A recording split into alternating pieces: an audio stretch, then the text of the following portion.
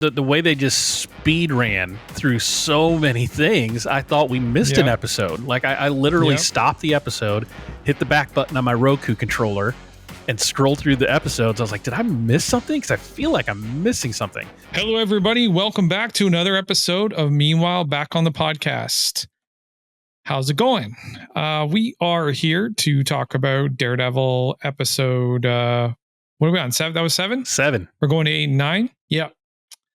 So episode 7, we're here to break that down, unpack it. We're going to share our thoughts, our feelings. We'll talk about some theories that we have about the next coming 2 episodes, how this is going to lead into season 2, because season 2 is already kind of being shot. So obviously this script was being written for a purpose. They wanted to move this into season 2. I wouldn't be surprised if they bundled a couple of the 16 episodes and moved them into season 2, to be honest with you.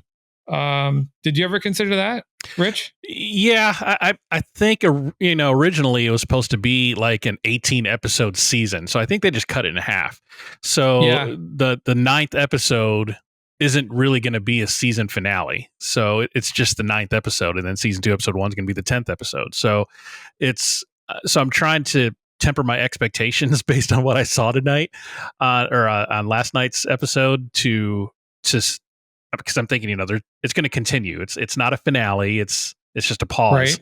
It's like a season 1 part 1 and season 1 part 2. Mm-hmm.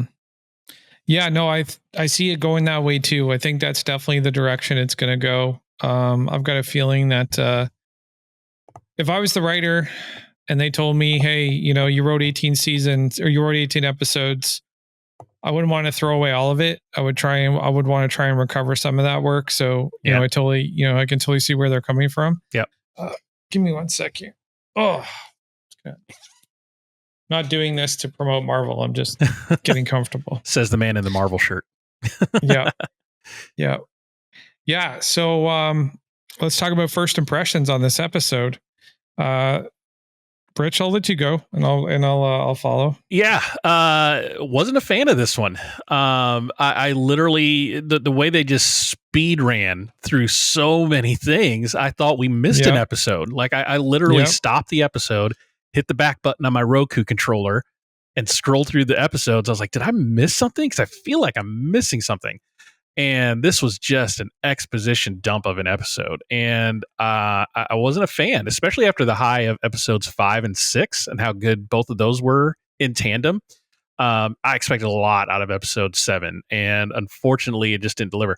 I don't know if this was the case of reshooting because they had to reshoot some episodes, to bring Foggy and Karen back and do all that.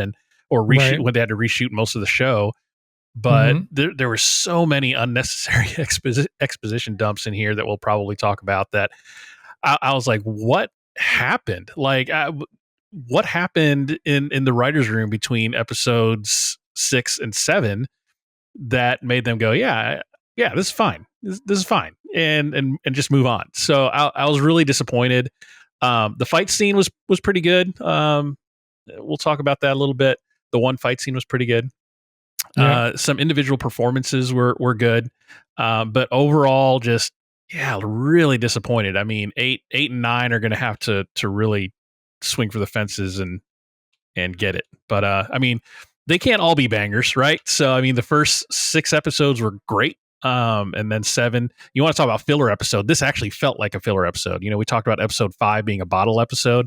This one felt like a filler, or it just felt like this should have been episode later. It should have been episode 9, and there should have been 2 more episodes before we led to this one.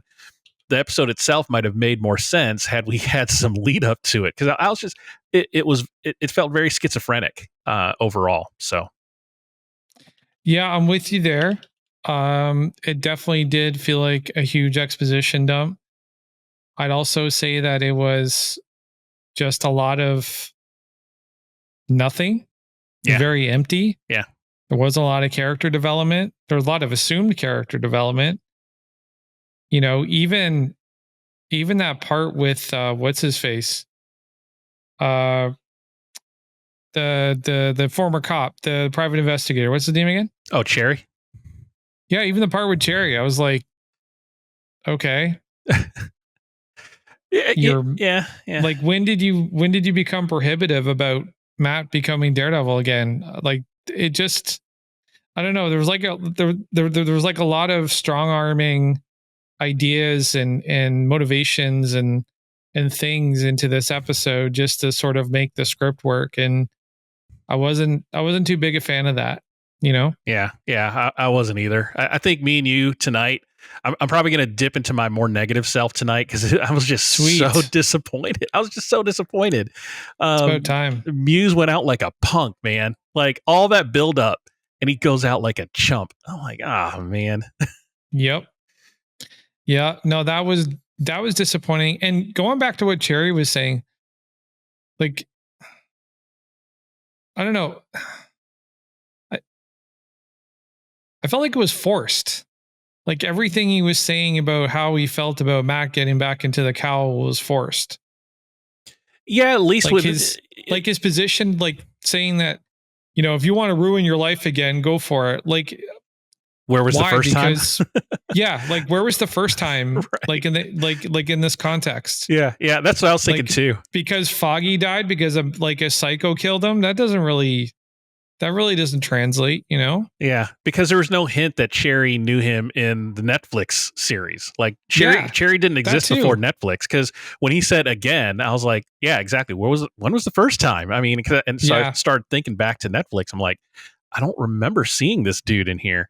But I get what Cherry was saying. There's a couple of good lines there where he said, you know, I'm not going to enable you. It just enable you to basically fall off the wagon again as Daredevil. So it was kind of like, this is an intervention. I'm not going to help you down your. I'm not going to help you in your addiction, which was really interesting. A really interesting take on how they've written Matt Murdock as Daredevil, where he's addicted to doing what Daredevil does, and Sherry's trying to not enable him to do that. Like, he's like, can you just go down there to the and snoop around? It's like, no, I'm not going to do any of that. I'm not going to help you in your downward spiral to death.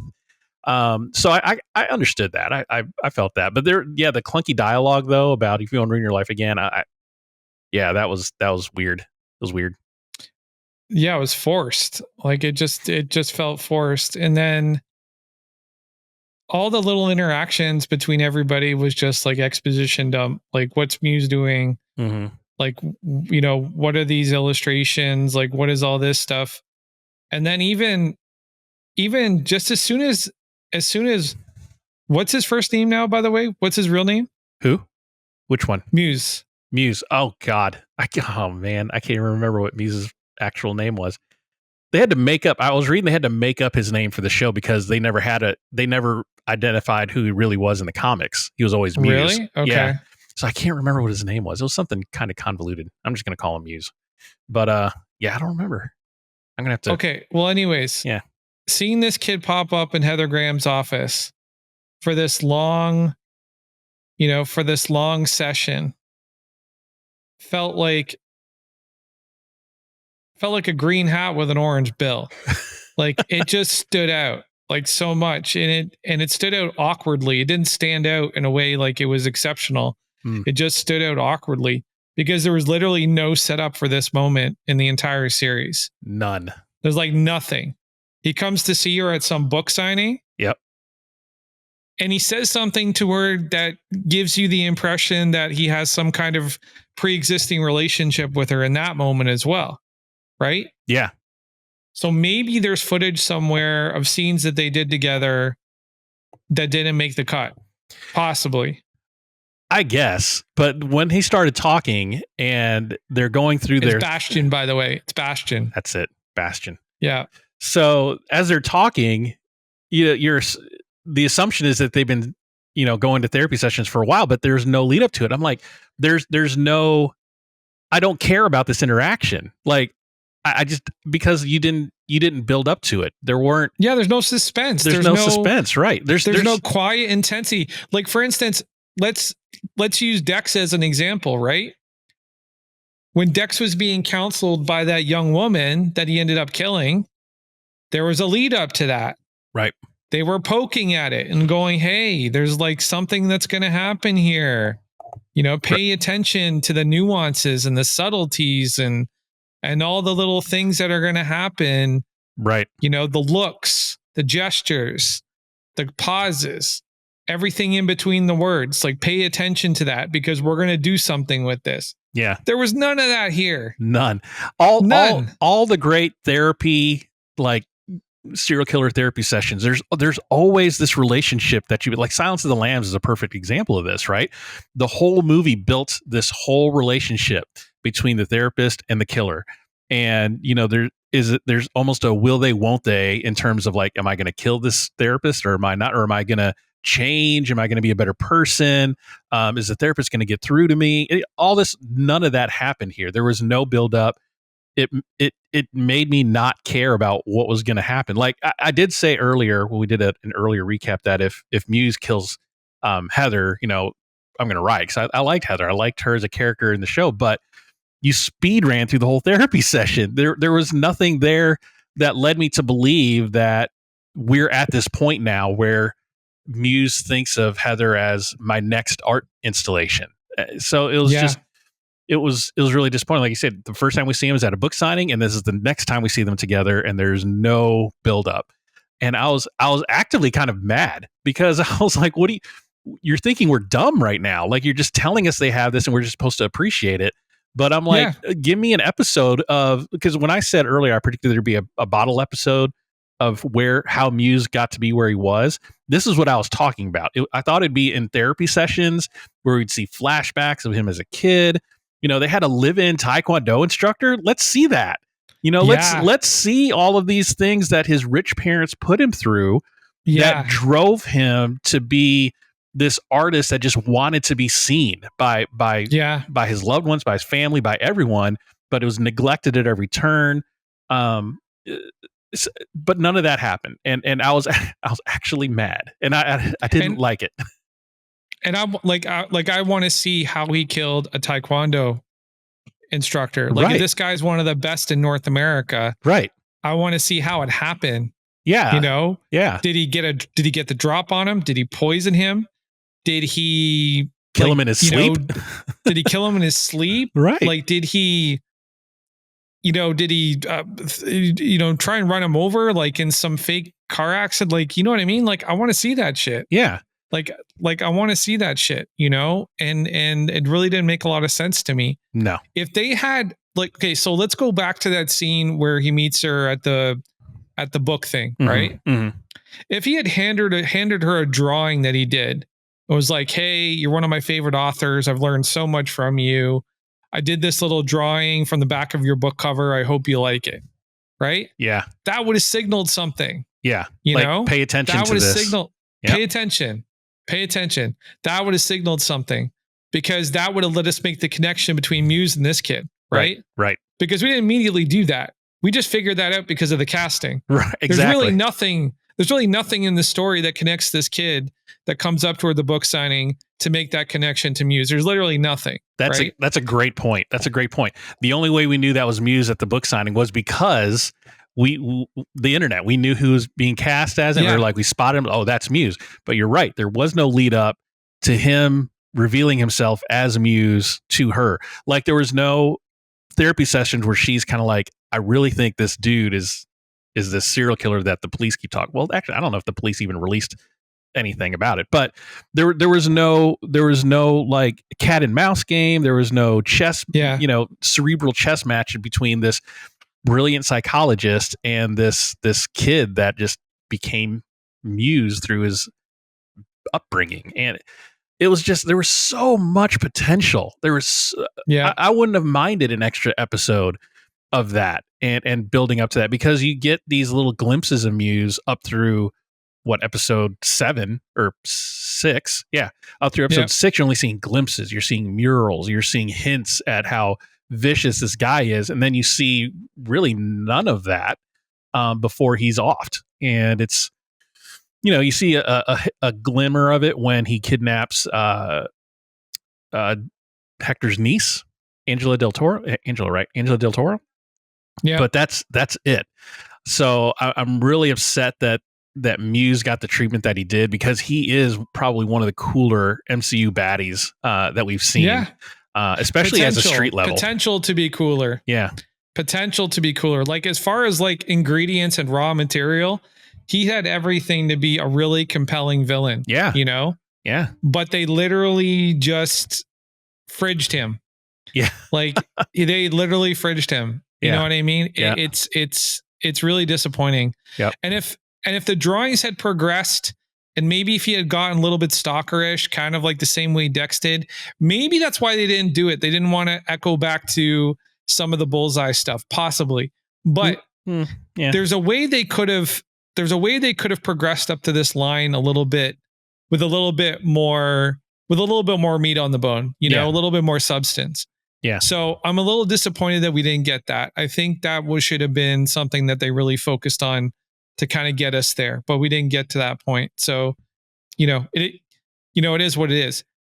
But the other thing I was going to say too is like even somebody who's not a psycho has to warm up to their therapist and get to a point where they can have an episode right in front of them. For instance, like let's look at Tony Soprano. When Tony Soprano meets Jennifer Melfi, he's completely polite to her.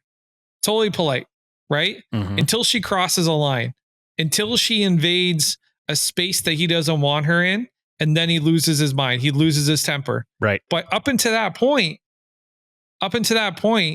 he's trying to be as cordial and as friendly and as courteous as he possibly can because he's trying to make an impression on the therapist that maybe there isn't anything wrong. You know, a lot of people do that going into therapy. They're trying to communicate to their therapist that there's nothing wrong with me. Right. So they kind of go above and beyond trying to establish that. You know what I'm saying? Yep. Yeah. And so the therapist's job is to break. I was going to say the therapist's job is to break through that wall and to see, to see the different ways that a therapist does that. And then you have that breakout moment with the patient. And again, you didn't get that with the Muse Heather relationship. No. So unfortunately we didn't get that, but and then, the fight was cool. I really enjoyed the fight. I thought the fight was awesome. Mm-hmm. I love the fact that Matt threw a baton in the face of the cop that was harassing him. That was pretty cool. I don't know if that was meant to be funny, but I laughed out loud. I was like, ha! Yeah, that's pretty good. That was pretty funny. I was like, man, that cop just can't catch a break. He just keeps getting his butt handed to him. It's hilarious. Yeah, but the fight was exceptionally brutal, which I liked. Did you feel like the Taekwondo story was almost to justify how well Muse fought? Yeah. In the episode before? Yeah, because you're like, how is this guy that all we know of is a serial killer and a muralist is able to go toe to toe with Daredevil, with Matt Murdock, who is trained by Stick, right? So you throw in the live-in Taekwondo teacher. And even when he was living, I think they said at 16, he started old at Taekwondo for 16 to be that good.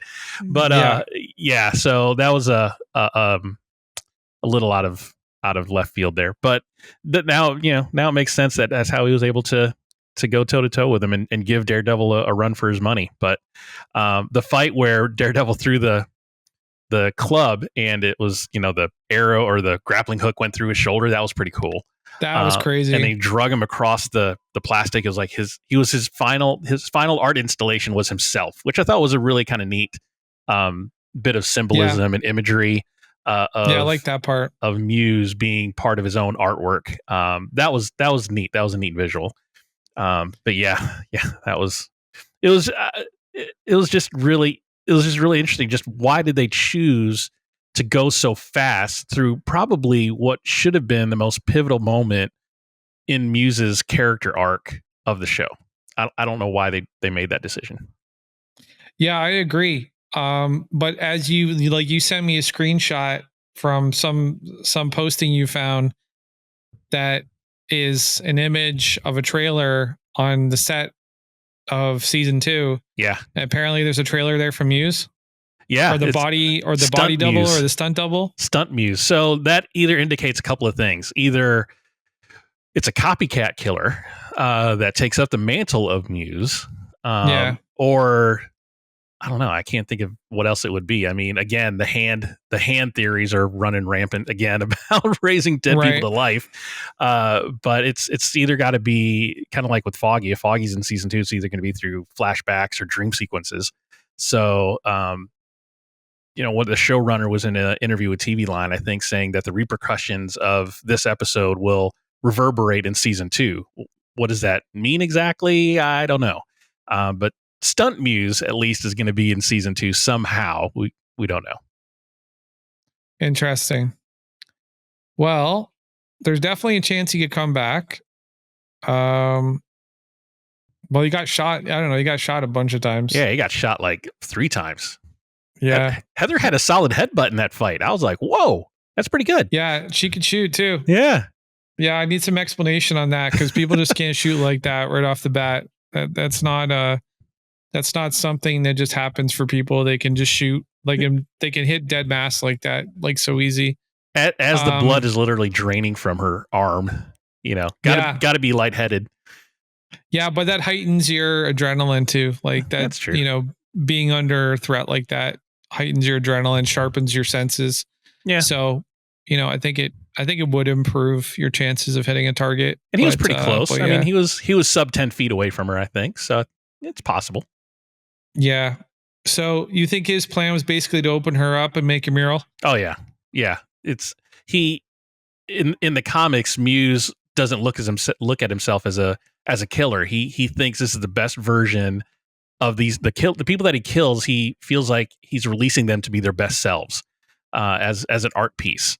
So the way he drew her sketches progressively bloodier and bloodier, as we saw as Matt was looking at the pictures and feeling them with his hands, that was going to be his Mona Lisa. I think was going to be Heather, his final, or I don't know if his final piece, but it's going to be his Mona Lisa. Yeah.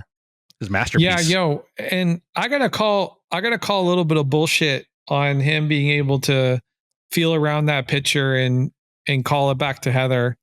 Cause the scale is totally off. Right? The scale is completely off. I gotta call a little bit of bullshit there. But here's my question. Is his, like, he used to have he had a type of sight. Yeah.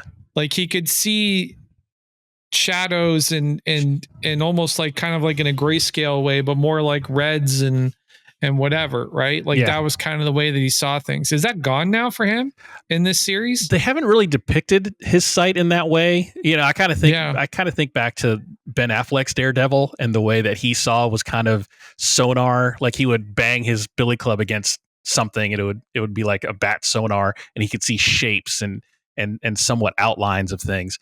But in this version of Daredevil, they haven't really explained it that way. So I think they're really leaning on the other senses as being super heightened. So, he felt Heather's face earlier in the episode, and as he's going through the drawings, the earlier drawings he didn't recognize because they were just sketches of like with pencil or whatever. They're relatively flat.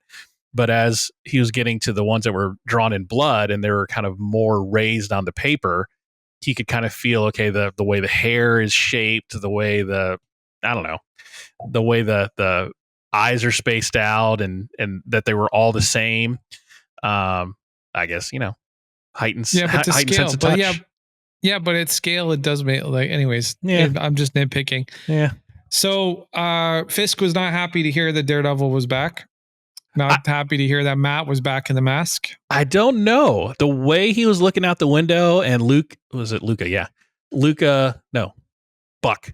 When Buck was saying that Daredevil's back, he had a little bit of a smirk. I think he was happy that Daredevil's back. I don't think he is. No, you don't think so? No. I saw a little smirk, almost a sigh of relief that he's back. I don't know. I read his face wrong. I think if that was the case, I think what would have happened is Fisk wouldn't have tried to take credit for the capture of Muse. I think he would have mentioned that Daredevil was there. I think that he's not happy about it. I also was hoping that he would go full bore on the whole Born Again plan from the comics, and like this would be the start of him trying to ruin Matt's life again. That would be epic, but I don't see that coming. Well, I just see this. Go ahead. I was going to say, he had that big monologue about how Daredevil ruined his business, because Fisk views himself as a legitimate businessman. Like, all I did was try to make life better for the people around me. right? Yeah. And Daredevil unjustly jailed me and ruined me. So I think he's happy in a sense that Daredevil's back, because then he has this anti-vigilante task force now. Now he has government resources at his disposal. So now he can take out Daredevil, with that and finally end we're it. in agreement here. I'm like, when I say that he's not happy, I'm just saying he wasn't, like, it's not a positive outcome for him. So we're very much on the same page where yes, he wants, like, he still sees Daredevil as one of his enemies, and he wants to exact revenge. Like, that's definitely coming. That's all I'm saying. When I said that he wasn't happy, I was just like you're saying he's happy in a sense that he gets to do that. He's going to be there to do it. Yes. Okay. Yeah. All right. Because he can't do that to Matt Murdock, the lawyer. We're talking past each other, but yeah. Okay. Yeah. So he can't do that to Matt Murdock, the lawyer, but he can do that to Matt Murdock, the vigilante. True. 100%. That's exactly what I was thinking. And that's what they're setting up, is this task force versus, excuse me, people. This task force against Daredevil and the Defenders and Punisher, which is definitely going to be a part of season 2. Jessica Jones has already been seen on set, in front of the camera. I don't think I've heard anything about Luke Cage or Danny Rand. Nope. Yet, but Jessica Jones is definitely back on set. She's wearing her leather jacket and her cool boots and all that. Still the same outfit, which is kind of cool. But yeah, so yeah, the task force is coming, and they're pretty much walking to Fisk's drum for sure. They're taking all the orders from him, and even the cops are now too. That detective he's like, "Oh, I'll take it from here. I'm the mayor of New York. I'll take over your case. I'm not a cop or anything, but I'll take over." Yeah. That was kind of weird. She was kind of weirded out by that. What I thought was interesting too was the conversation that she was having with Fisk. She should have been having with Angela in the hospital, but it's what the script demanded, right? Yeah. And another thing of exposition dump that we were talking about is she hands him the folder and he's like reading it out.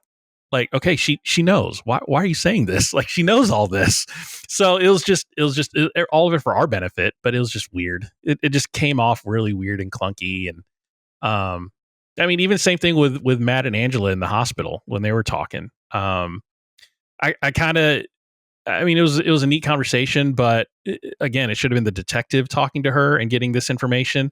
But I kind of get that Angela doesn't trust the cops, so maybe that's why she wasn't there. But the way she talked to Matt, like she was enamored with Daredevil, like Daredevil's there and saved my life.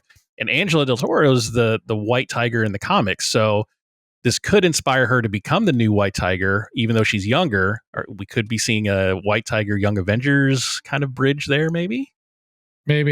Could be. The other thing, actually, this just came to mind, but this other thing that really disappointed me about the whole Muse arc is we didn't get to see any of the subtext to his psychosis. We didn't get to see like why he's like this. We didn't get to see any of the sort of baby steps. Like there's no progression in watching him go from a different version of himself to this more twisted version of himself. We don't get to see that part. Right. That's really disappointing, because I think that that's something that we all want to see is, when we're dealing with somebody who is basically breaking under the weight of the world, we want to be able to see how that progressed. We got to see that with Dex. We got to see that with Wilson Fisk. We got to see that with a lot of characters. But yeah, so going back to Fisk. So I had two predictions that came right in this episode. I said that well, the context of this is still unclear, but I said that Vanessa would try and kill him. She kind of did, but whether they were co-conspirators, right, is left to be seen. I think they were, because why was Buck hiding with a silenced weapon? Doesn't really make a lot of sense. There's a lot of people on Twitter that are like, "Oh my God, Vanessa tried to kill Wilson." I don't know. I don't think it's that cut and dry. I don't think so. I think you guys are not really reading the tea leaves. I don't think you're reading the subtext of of all the things that are there. I also said Buck was going to be the new Wesley, and he is the new Wesley. Yeah. I did say that. So that's who this guy is. He is totally cool with killing people. Whether he has a history of killing people or whether this was his first kill, didn't look like it was his first kill, to be honest with you. No. No, because you don't like just have a silenced weapon and be able to shoot people in the head for your first time. I mean, they doesn't really go that smooth. Yeah, they even talk about it like the life. Wilson Fisk says, "The life I brought you from." We don't know what that life is. I mean, in the comics, I think he was like a contract killer or an assassin or something. But he is very comfortable with killing. I like Buck. I like Buck as a character, very smooth, very debonair. You know, really made the case to be the next James Bond, I think. I mean, he was great. But as far as Vanessa, okay, we got to remember that Vanessa and Fisk are going through marriage counseling, trying to make their marriage better, right? So this instance, I think, is going to pull Wilson Fisk back into the kingpin part of his life, because Vanessa basically gave him, you know, loyalty is what matters most to Fisk, and Vanessa gave him a disloyal henchman on a platter. Right. So they were working in cahoots. I don't think Vanessa was trying to kill Fisk at all. It was, look, I want our marriage to become better. And the way I'm going to do this is by offering you Luca as a sacrificial lamb. And I want you to come back to what we're good at. And that's running the streets of Hell's Kitchen and New York. So I think really this is kind of part of their marriage counseling, right? The family that kills together stays together kind of thing. So that's what I think. I don't think Vanessa had any ill intent on this. I did at first. I was like, oh, she's really gonna end him. And then when I saw Buck there, I'm like, yeah, there's no other way that Fisk would have known that was going to happen unless Vanessa told him. So I just think it's the next evolution of their marriage counseling through this season. Yeah, I can see that. There's some color missing from one of the characters because of them being the common denominator between Fisk and between Bastion or Muse. How is she not a more popular therapist? Like, how come she doesn't have more fame? Sure, she has a book out, but I don't really see a lot of there's no backstory that sets up that she has some fame to her name, you know? And Fisk is very wealthy, and clearly Bastion's family is very wealthy. So typically those types of therapists are very famous. You know, they've got a lot of popularity and they write articles for magazines and all kinds of stuff. And I don't really see that having being set up for Heather. I think that's one of the ways they could have definitely colored in a little bit more about this, about her character for sure. Yeah. So she's, probably popular for the book, and then the publisher, her editors honored her write a second book, so she's doing the vigilante book. So the fame came with the book, I think, and she's probably real selective with her clients, obviously. So she wants like the most deranged clients to write papers about and so on. So I think her fame is building. Yeah, I agree with that.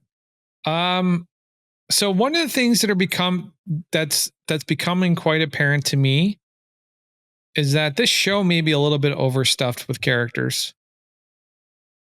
I'm starting to kind of feel that way. Yeah.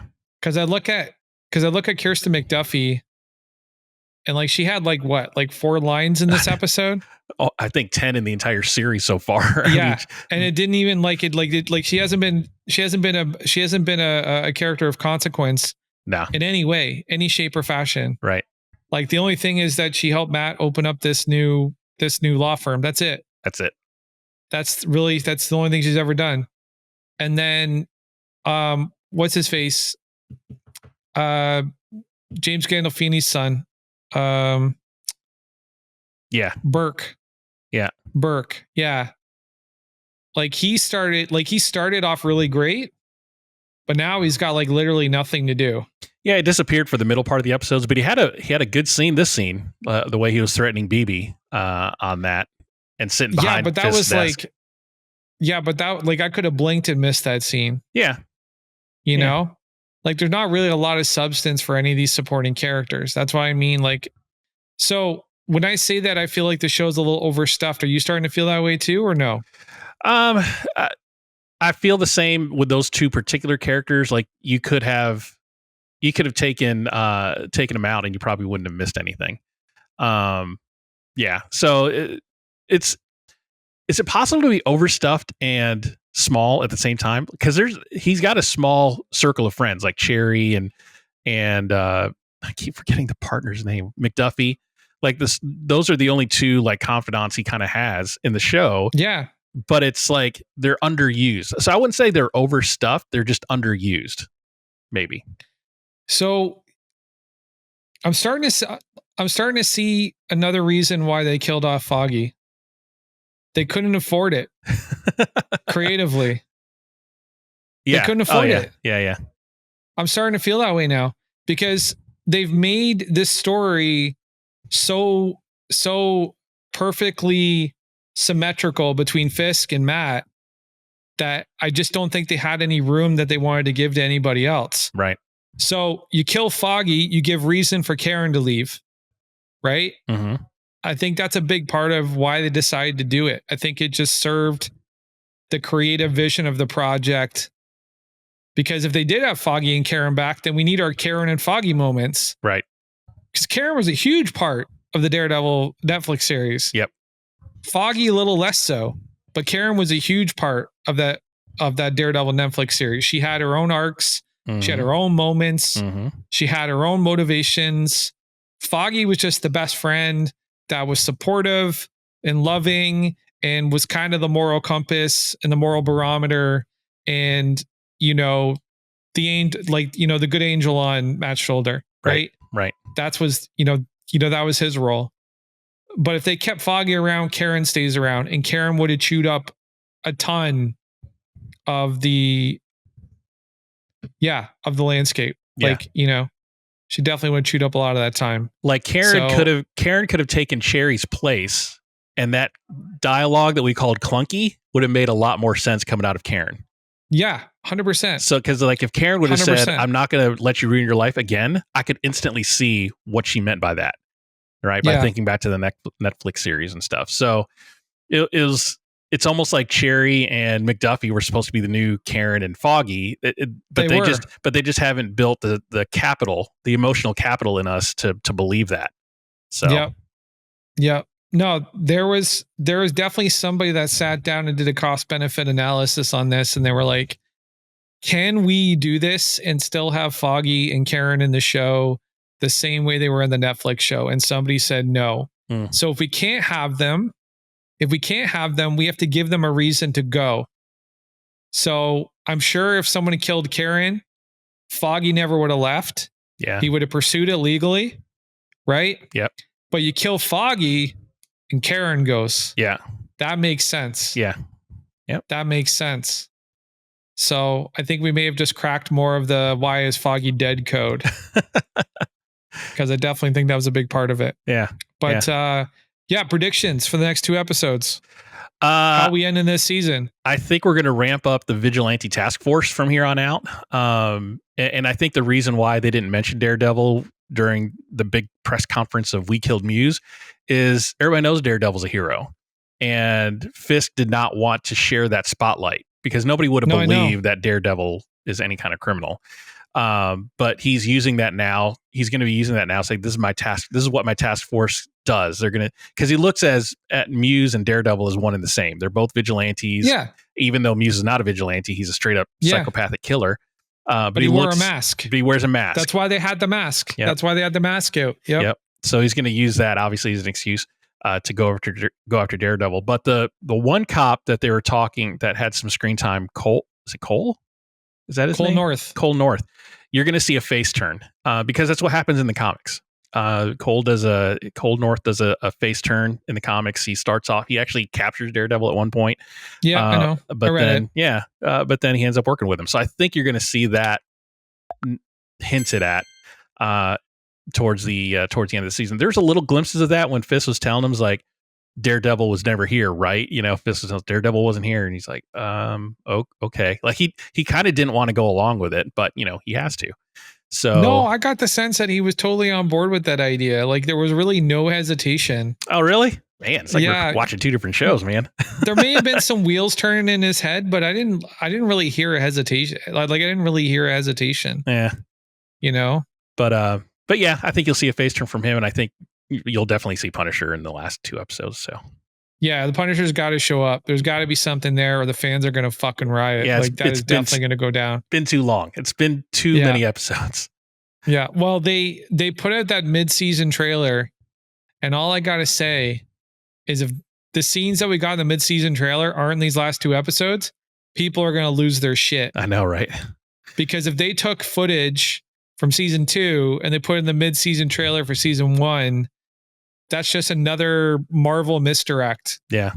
Like, and they've just been doing too much of that shit as of late, and nobody wants to deal with it anymore. Lying to me in the trailers. Got to stop doing that. Lying to me in the trailers, bro. Like that's gotta stop. Yeah. It's gotta stop. Yeah. But yeah, my predictions. Hopefully we're gonna see Frank. I don't think we're gonna see Cole North pivot in these last 2 episodes. I think that'll be sort of the beginning of episode 2. I think we may see Matt actually go to jail. I think that may be something that gets explored here, or escapes or something. Like you think he's going to be very close to capture. Yeah. Because I'm pretty sure he starts out season 2 in the black suit. Those set pictures look good though in his black suit. The set pictures look good, but it's not Shadowland. Like people need to stop getting their hopes up that it's Shadowland. It's not Shadowland. There's no way they're doing that. They're not going to turn Matt into a demon in season 2 of this show. It's not. It's not going to happen. Like I don't see it coming. Do you see it coming? Do you see Shadowland coming? No, I think that's a little outlandish. I think they got to keep it somewhat grounded and realistic. Yeah. Well, Luke and Jessica and Danny were integral to the Shadowland storyline. They'd like to bring Matt back from the brink, but I don't know. I think it's going to be more about the Defenders and the Vigilante. It's going to be a mini Civil War, the original Civil War in Marvel, where they had to sign those accords and that kind of thing. Same thing, but I just think it's going to be like a microcosm of New York. Yeah, and we're still not going to have Spider-Man involved, which is going to be really stupid. But because how are you going to have an anti-vigilante task force and not talk about Spider-Man? Right. In New York. That doesn't really make a lot of sense. Yeah. And there has been references to Spider-Man. In this show. And you can see a J. Jonah Jameson, cameo in season 2, especially with an Wilson Fisk and an anti-vigilante task force and the J. Jonah Jameson of the MCU, are peanut butter and chocolate, man. They would go together great. Well, think about it like this. He's the mayor of New York. J. Jonah Jameson is one of the biggest media figures in New York. Yeah. For us to assume that J. Jonah Jameson hasn't interviewed Wilson Fisk is just naive and stupid. Right. That's not how the world would work. Yeah. He's got to be that has had to happen somewhere off screen. Even on the run up to the election, J. Jonah Jameson is going to interview the guy that is running for the mayor of New York. Yeah. So that shit had to happen. That's something you're just not going to be able to get away from. That's a reality you cannot escape. That's right. So it is what it is, right? Mm-hmm. But yeah. So listen, that's all we got for tonight, guys. Thank you so much for joining us for this episode. We're looking forward to episode 8 and 9 as much as you are. We will be back for those. Are they showing those individually? Or are they doing a package deal again? I haven't heard or read, so I don't know. Okay. Well, we'll definitely come back for a series finale too. We'll do a big wrap up. Mm-hmm. I'm going to see if I can get some more people in on that one. I'd like to get some naysayers for the show that have just been outright critical of it, just so we can kind of get some, different perspective. I'd be interested to hear what people have thought about the show that didn't like it. Mm-hmm. But I definitely see some of the weaker points. I think we're starting to really see those things stand out. Yeah. Too many people in the cast, the fact that they had to kill people to make creative room for the stories that they wanted to tell. I think that's something that should definitely be explored a little bit more. And I'm starting to think that's Marvel's weakness is they don't know how to economize creatively. I'm just starting to see a lot of that, Yeah. They got to get better at it. They really got to get better at it. Look at look at the way that James Gunn did, look at the way that James Gunn did Peacemaker and the way that they did the Penguin. The creative economization on those shows was actually really good. Yeah. Like really good. Yeah. Like they took out, sorry, go ahead. I was going to say Peacemaker was probably one of my favorite shows during that year when it came out. Peacemaker was great. Yeah, it was good, but they economized the time for the characters really well. Mm-hmm. And when the character stopped serving its purpose, for instance, Vigilante, like once the jokes kind of got overwrought, they kind of drew him back a little bit, especially when they brought in Christopher's father, like, and he started playing a role, like he had to take screen time and, they economized it really well. Mm-hmm. And I just don't think Marvel, like, I don't think that's Marvel's super strength. I think one of the things that they get